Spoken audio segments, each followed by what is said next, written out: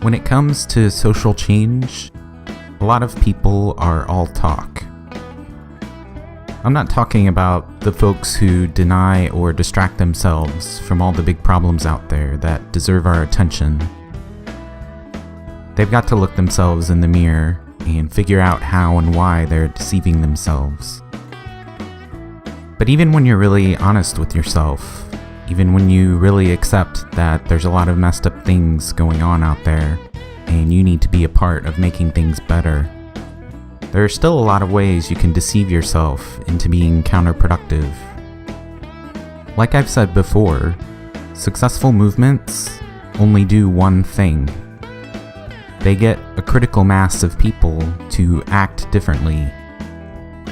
So if you're alienating people, turning them off, discouraging them, shrinking the pool of motivated actors instead of swelling their numbers, you aren't helping.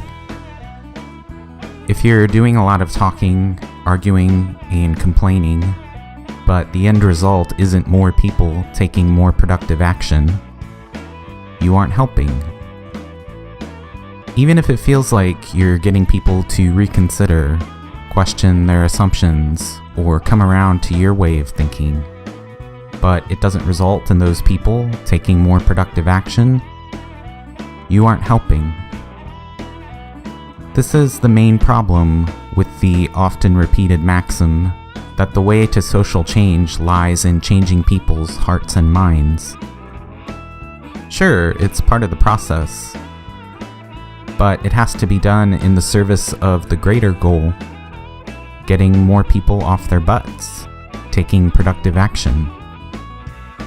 A lot of people are resistant. A lot of people don't want to change their mind. A lot of people don't want to accept that there's work to be done, much less that they need to do some of that work themselves. We spend an awful lot of time and energy trying to change those hearts and minds, increasingly yelling at them and accusing them of being part of the problem, which only makes them more resistant. Why do we spend so much time fighting over the contents of hearts and minds when the real goal is action? People don't have to agree on everything to work together. They don't even have to like each other.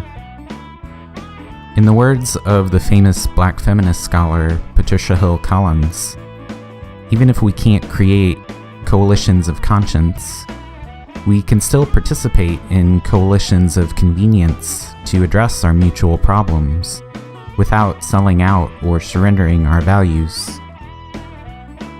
Why are we almost always using the tactics of yelling, accusing, and blaming, all ways to alienate as many people as we persuade, instead of more inclusive, empathetic ways to engage with people?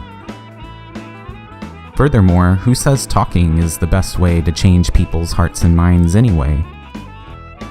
Maybe showing people through your own productive actions will speak louder and more convincingly than anything you could ever say.